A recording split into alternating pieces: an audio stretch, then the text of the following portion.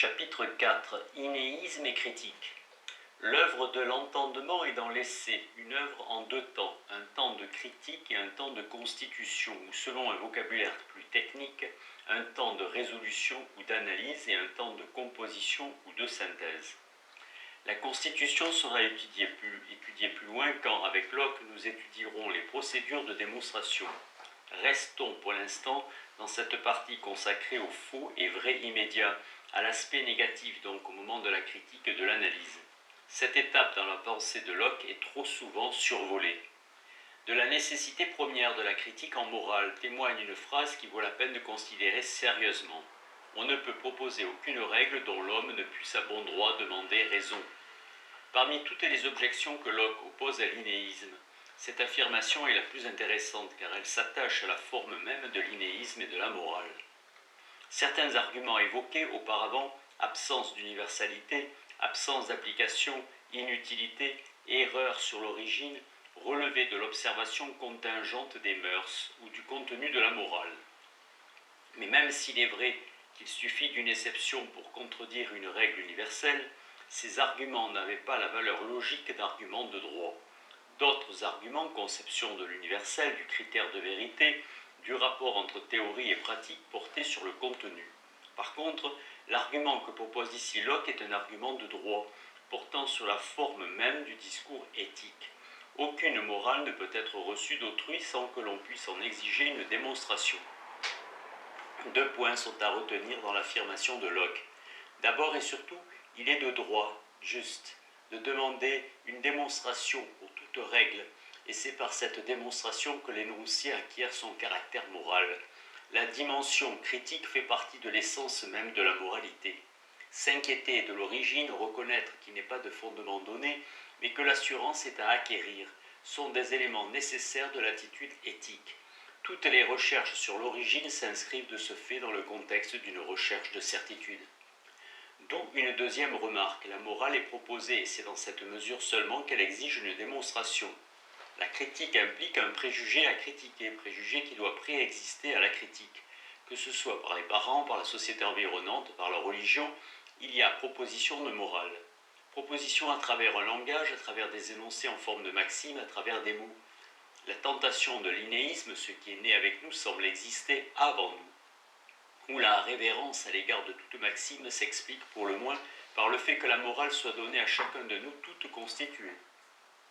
Si la moralité est essentiellement interrogation sur les raisons, elle devra porter sur les deux niveaux de tout énoncé, les éléments que sont les mots et la démonstration qui les unit. Deux critiques à formuler donc, celle du langage et celle de l'opinion dont le langage est signe. 1. La critique du langage moral. La critique de la démonstration est une exigence évidente de la morale. Depuis le livre 1, la critique des mots qui constituent l'énoncé est une exigence neuve.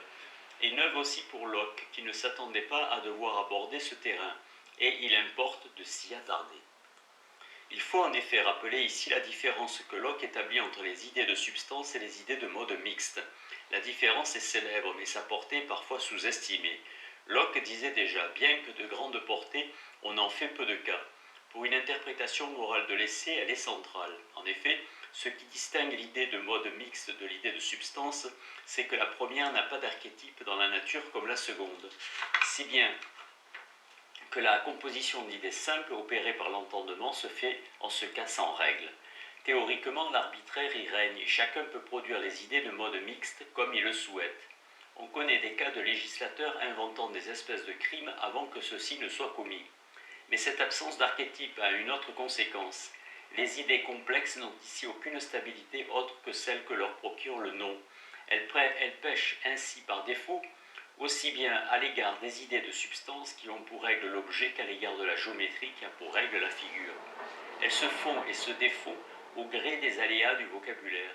Il est donc inutile de mémoriser des modes mixtes qui ne seront d'aucune utilité sociale. C'est pourquoi nous ne formons que les idées dotées de noms par la société ou les idées qui peuvent servir dans la conversation et la vie civile. Mais Locke, de manière illogique, inverse in fine l'argument. Aussi s'explique le fait que les enfants commencent à apprendre la morale par les noms, comme s'ils avaient fait auparavant l'expérience de l'inutilité de l'effort de construire des idées sans mots. L'illogisme, comme tout illogisme, révèle l'intervention dans le texte d'un argument extérieur non explicité. L'éducation à la morale par la société est en réalité première, mais face aux dérives du langage, il importe de trouver une norme. L'analyse en idées simples, puis la recomposition en idées complexes serviront de norme. Pour le signifier, Locke décrit ces deux étapes, analyse et synthèse, la synthèse s'achevant en recherche d'un nom, supposé inconnu, pour l'idée qui est censée précéder, mais cette synthèse est théorique, et il faut la relier au processus effectif d'acquisition du langage. Dans notre passage, la suture se voit encore. Elle manifeste au lecteur la fonction normative de la synthèse théorique.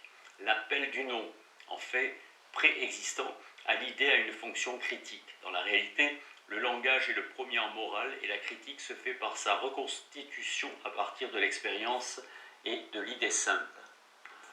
Ceci peut aussi nous montrer la raison pour laquelle on acquiert la plus grande partie des noms de mode mixte avant que les idées qu'ils remplacent soient parfaitement connues.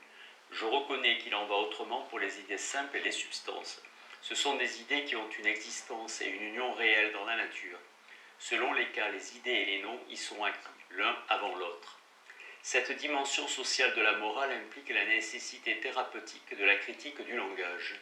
S'il n'y avait de morale qu'individuelle, l'idée complexe pourrait envelopper n'importe quel ensemble d'idées simples. La labilité intra-individuelle de l'idée pourrait seule être cause d'erreur. Mais si la morale débute par le langage de l'éducation, s'il a donc une origine sociale plus qu'individuelle, il faut prêter attention au fait que le sens des mots évolue d'un locuteur à l'autre. Les idées groupées ne sont pas les mêmes. Personne n'a d'autorité en la matière et donc le sens commun règle seul les idées auxquelles le mot renvoie. Les pouvoirs profitent de cette imprécision et se servent de cette forme d'immédiateté du mot comme de l'inné. Deux formes de dogmatisme sont camouflées dans l'immédiateté du langage moral, et deux formes de critique en découlent. La première est la plus évidente et de même ordre que celle qui utilise l'immédiateté des maximes.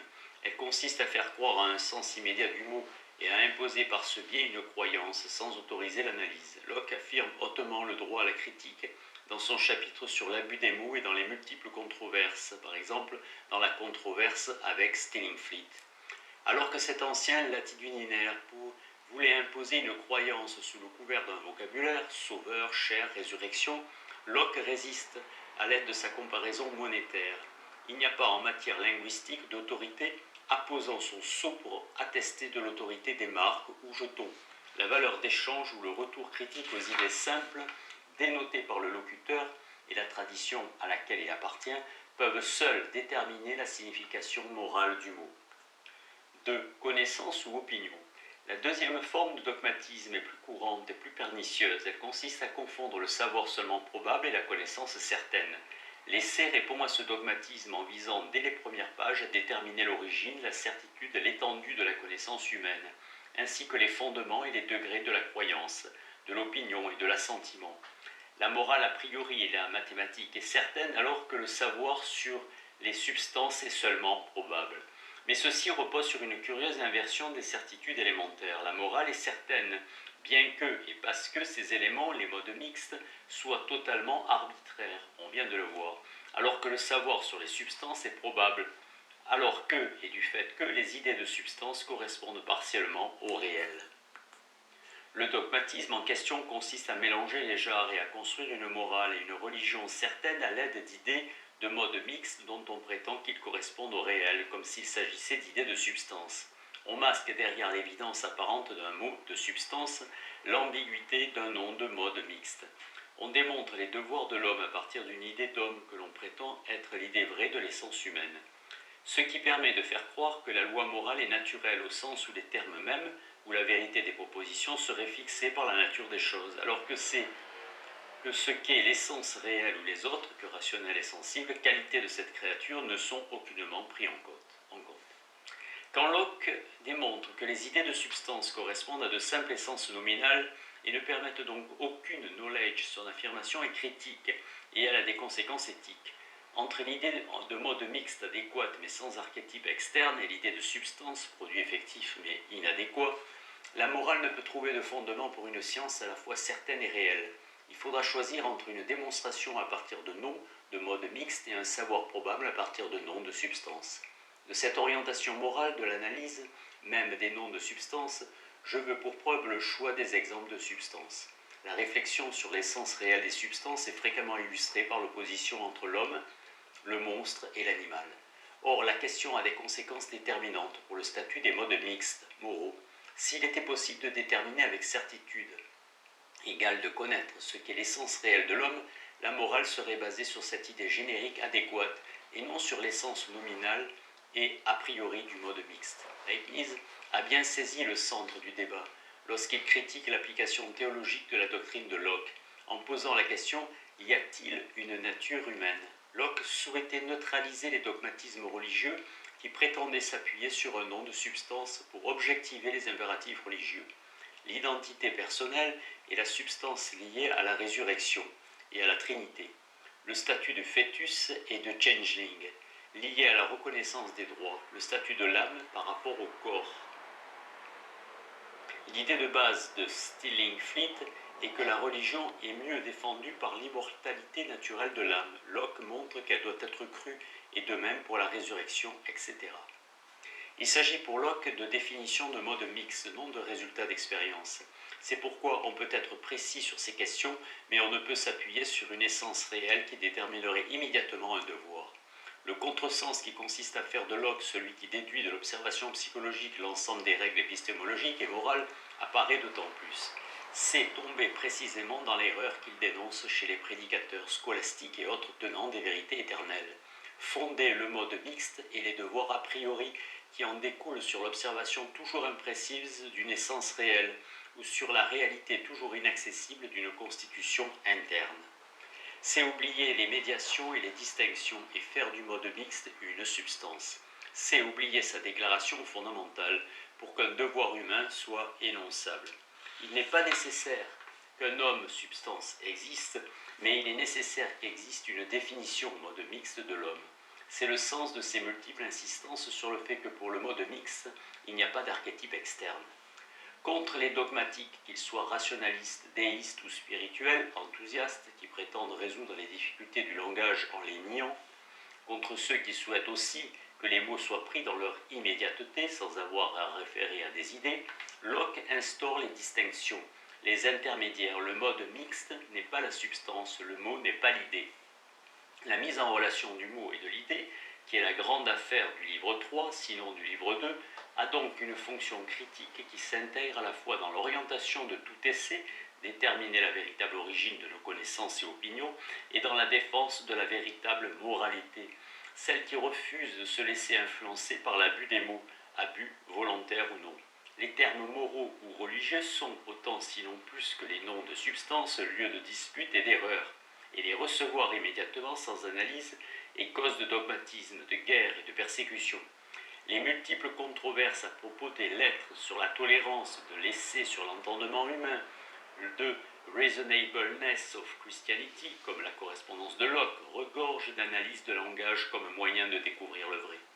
La complexité des rapports entre le livre 2 et le livre 3 permet au lecteur de découvrir l'importance que Locke confère à la mise en cause du langage, contre une culture qui privilégie consciemment comme obèse ou inconsciemment comme la scolastique les mots qui en fait l'objet immédiat du savoir universel et de la vie morale.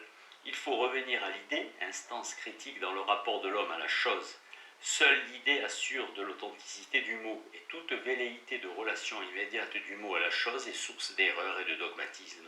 La critique de l'immédiat n'est donc pas réservée au livre 1. Alors que nous avions découvert avec ce livre un aspect analytique trop ignoré, nous découvrons maintenant que le livre 3 est lui aussi partiellement dévoué à cette analyse. Le livre 1 manifestait le besoin de revenir de la maxime à l'idée simple. Le livre 3 manifeste le besoin de revenir de l'usage social du langage à l'idée complexe, puis à l'idée simple. Dès lors, la thèse qui affirme que par essence l'empirisme confond la constitution psychologique effective de nos connaissances avec leur fondement doit être une nouvelle fois nuancée. La constitution psychologique et sociale de nos connaissances, la maxime innée ou le langage social sont mis en cause au nom d'une synthèse qui sert de norme. L'inné et la maxime toute constituée, fondement, sont rejetés au profit de la maxime élaborée qui permet de mémoriser de multiples cas particuliers.